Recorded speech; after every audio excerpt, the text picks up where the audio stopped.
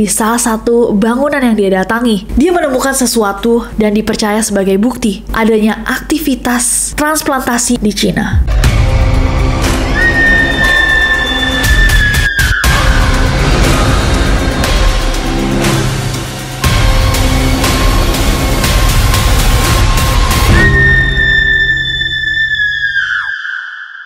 Hey guys, it's Nessie and welcome back to Neror. Kalau kalian belum subscribe ke channel ini, jangan lupa klik tombol subscribe-nya, terutama untuk kalian yang suka kasus-kasus yang belum terpecahkan. Kasus-kasus misterius di kehidupan nyata. Kasus-kasus yang bikin kayak kasus yang kita akan bahas malam ini tentang kolam jasad di laboratorium Cina. Sebuah video yang diupload tahun 2022 tiba-tiba viral luar biasa di 2023. Video ini diupload ke TikTok-nya Cina, Douyin. Video kontroversial yang memecah netizen Cina ini menunjukkan seseorang yang melakukan eksplorasi ke gedung-gedung tua. Di salah satu bangunan yang dia datangi, dia menemukan sesuatu yang sangat mengerikan dan dipercaya sebagai bukti adanya aktivitas transplantasi di Cina. Apa yang membuat video ini sangat viral di Cina hingga masuk ke berita-berita dan membuat orang-orang takut? Atau mungkinkah ada penjelasan yang lebih manusiawi? Mari kita bahas bersama. Laboratorium kolam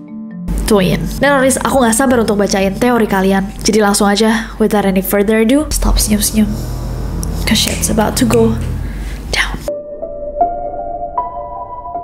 Toubao Tanshin atau Beanbag Adventure adalah seorang kreator di Douyin yang basically TikToknya Cina yang emang suka explore tempat-tempat terpencil dan terbengkalai. Dan emang isi kontennya itu berfokus untuk menjelajahi tempat-tempat yang udah tidak dipakai, bangunan-bangunan lama atau kayak abandoned sites gitu. Nah, di bulan Februari tahun 2022 dia tuh memposting satu video di mana dia menceritakan bahwa dia lagi ada di satu lokasi yang dia klaim sebagai rumah sakit atau laboratorium yang udah lama gak dipakai, terbengkalai. Nah, menurut berita yang beredar, dia tuh dapat info lokasi ini dari orang-orang sekitar yang mempertanyakan atau kayak skeptis gitu dengan asal-usul dari bangunan ini. Jadi dikatakan bahwa bahkan orang-orang sekitar tuh bertanya-tanya gitu, ini sebenarnya bangunan apa dulunya? Karena gak ada yang tahu. Makanya mereka minta sama si TikToker ini untuk menjelajahi bangunan tersebut. Akhirnya karena mendengar hal tersebut, dia tuh memutuskan untuk mengeksplor si gedung. Pas dia masuk ke lantai 1,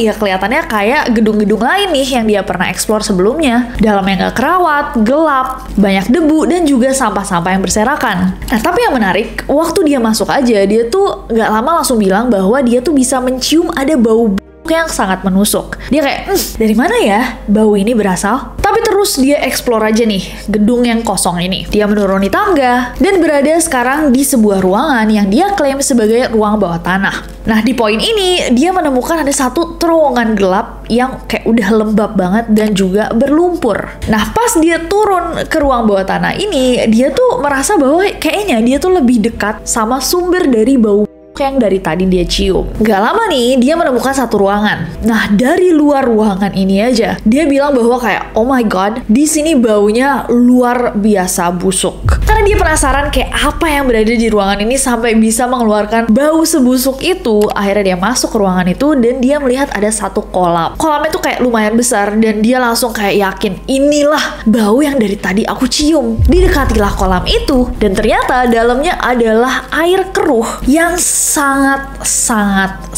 bau. Saking baunya, dia tuh kelihatan on cam hampir muntah dan mual-mual.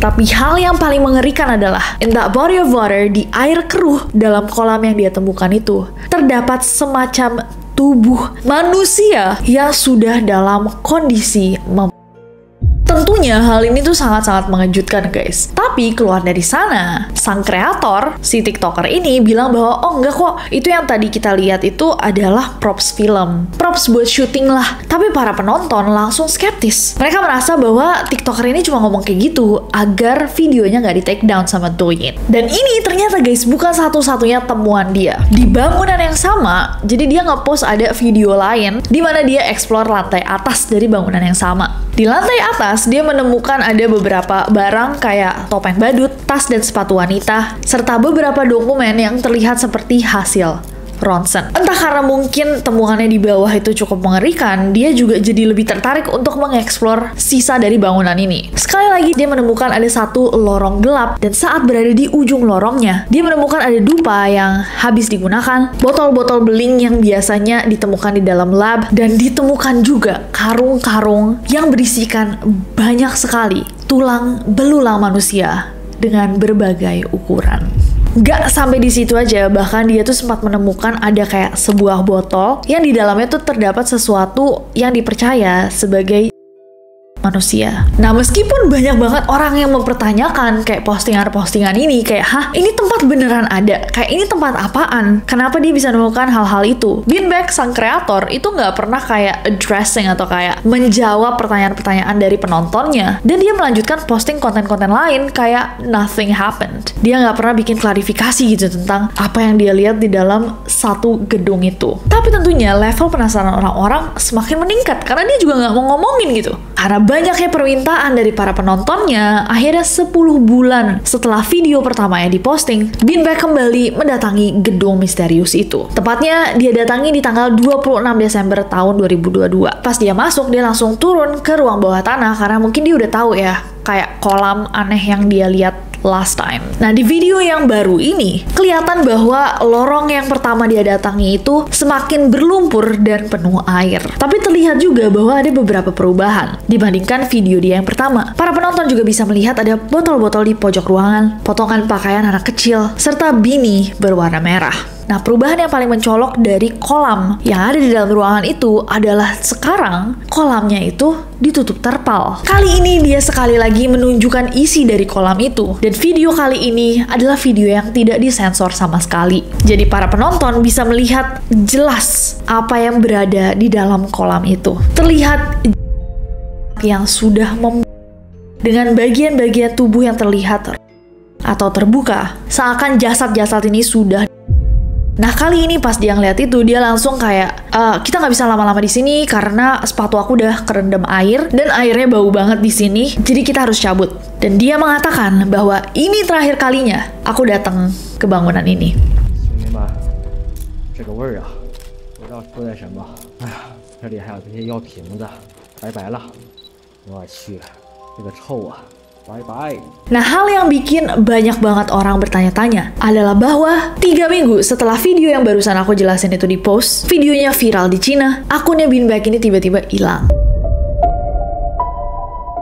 Nah, publik di Cina sadar akan adanya banyak kejanggalan. Yang pertama adalah kolam yang tertutup terpal. Di video di mana Beanbag mendatangi bangunan itu untuk kedua kalinya, kita bisa melihat ada beberapa perubahan-perubahan. Yang paling besar adalah bahwa kolamnya sudah tertutup terpal. Di eksplorasi yang pertama, nggak ada sama sekali yang menutupi kolam itu. Berarti ada kemungkinan dalam selang waktu 10 bulan, di mana dia datang pertama kali sampai yang kedua kali itu, bangunan tersebut masih digunakan. Untuk orang-orang yang percaya bahwa emang ini adalah tempat untuk menyimpan props-props film. Mereka mengatakan bahwa buktinya adalah tidak tercium bau di saat kedua kali Beanbag turun dan melihat kolam itu. Kalau misalkan di video pertama dia kelihatan kayak gitu, yang kedua kalinya dia bahkan nggak pakai masker dan dia mengatakan bahwa dia tidak mencium bau busuk seperti sebelumnya. Banyak orang yang merasa bahwa itu janggal, tapi abis itu Beanbag sempat ngomong bahwa mungkin aja sih dia nggak nyium karena pada saat itu dia lagi sakit COVID. Yang kedua, kalau kalian lihat nggak ada belatung ataupun lalat. Kalau misalkan memang itu adalah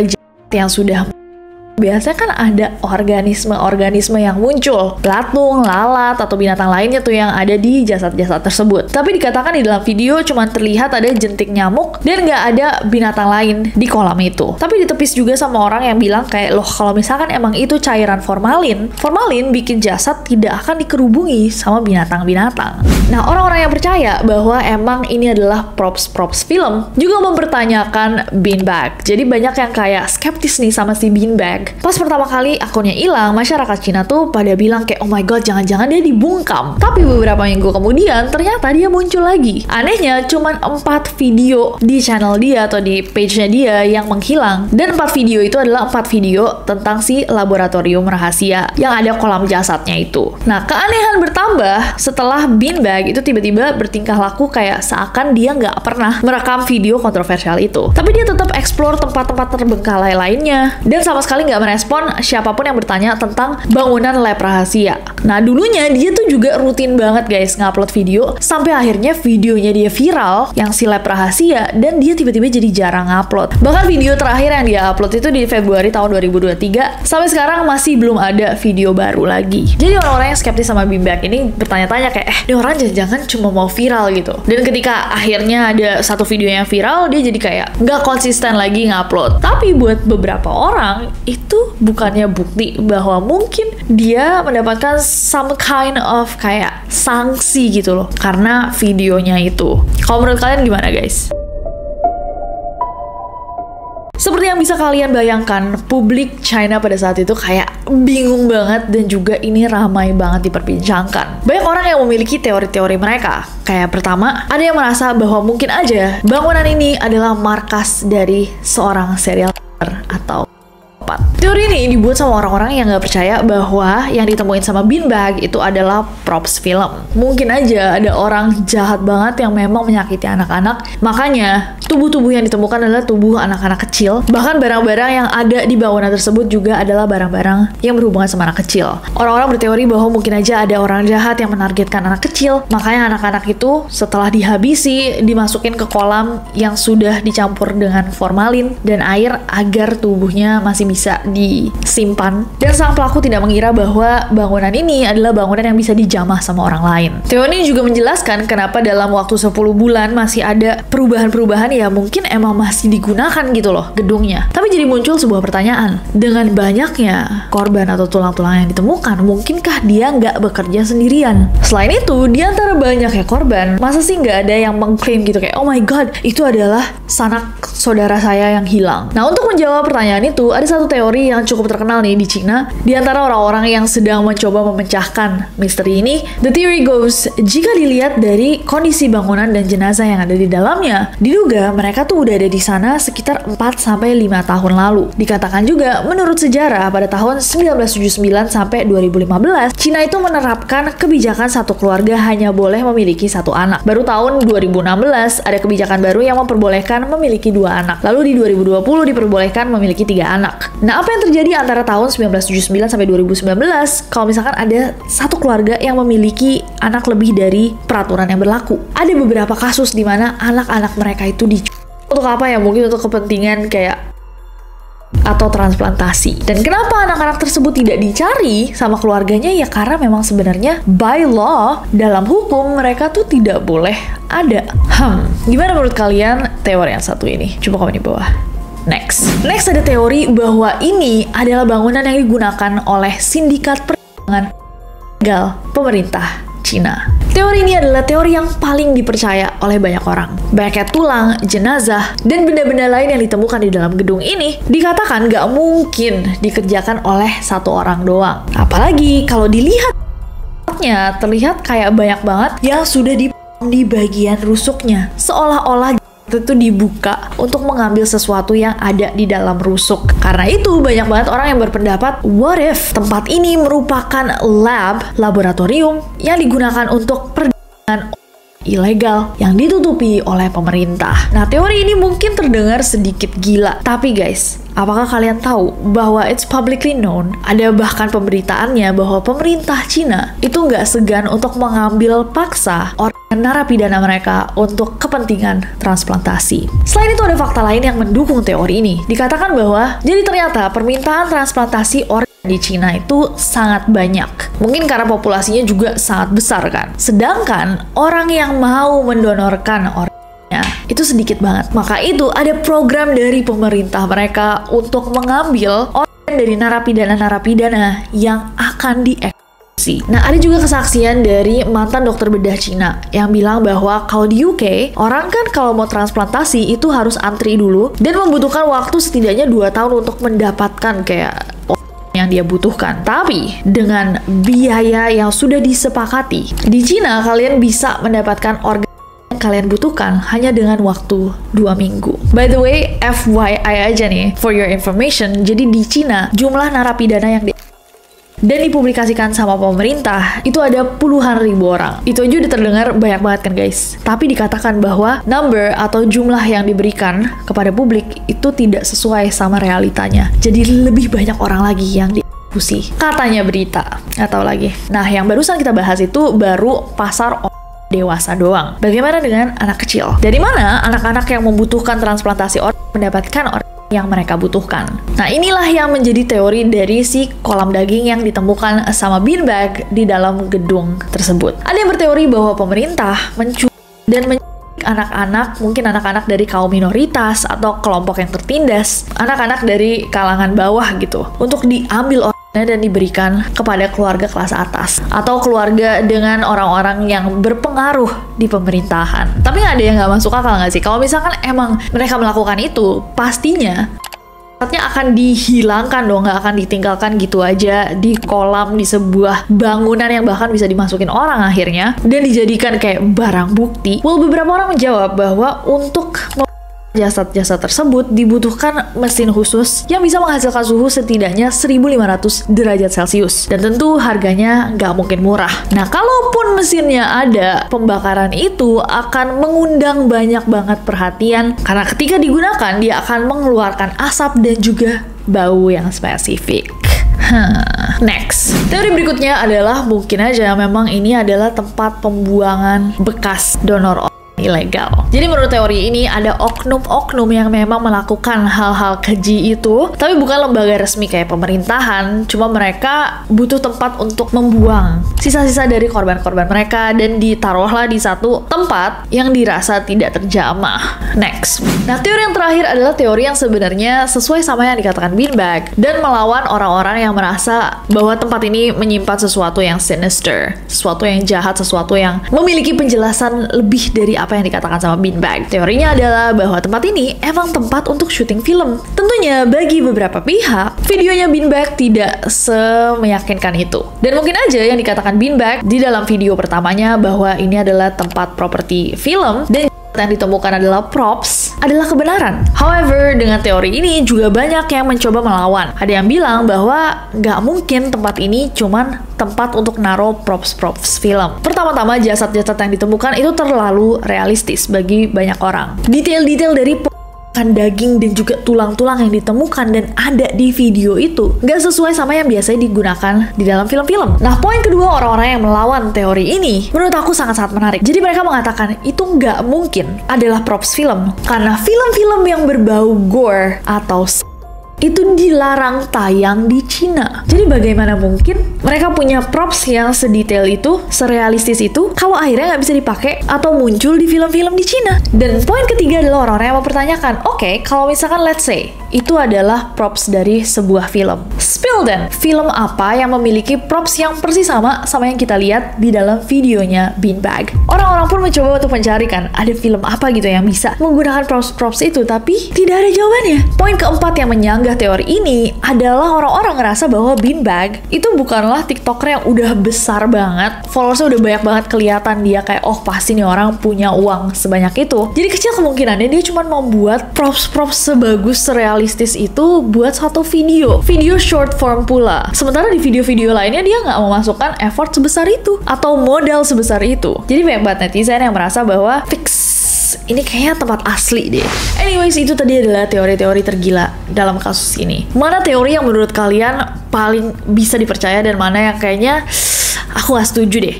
Coba kalian komen di bawah. Nah, ada beberapa dugaan lokasi. Jadi ada seorang pengguna Twitter yang bersaksi bahwa dia tuh pernah datang ke tempat yang didatengin sama beanbag. Dia mengatakan bahwa lokasinya tuh ada di Changchun, Provinsi Jilin di Cina. Dia mengatakan juga bahwa gedung ini tuh tadinya adalah tempat perlindungan serangan udara bawah tanah di Bethany Medical School, Universitas Jilin. Dan gedung yang deket nih sama gedung yang dieksplorasi sama beanbag itu emang adalah sebuah laboratorium. Tapi ada seorang pengguna Reddit yang mencoba untuk mencari tahu kira-kira laboratorium yang didatengin sama beanbag itu di mana, dan dia tuh menduga bahwa lokasinya bukan di China bahkan, tapi di Baotan, Vietnam yang jaraknya itu sekitar 48 jam dari Cina kalau menggunakan mobil.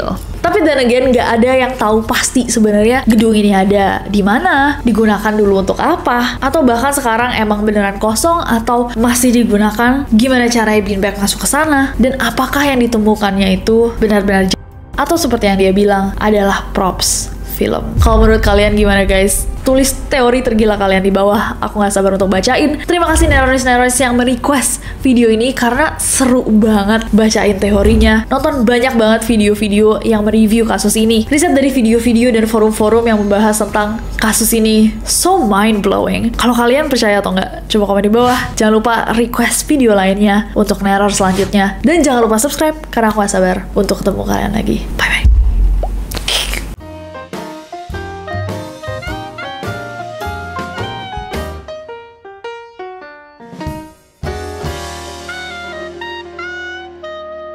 Mau jetong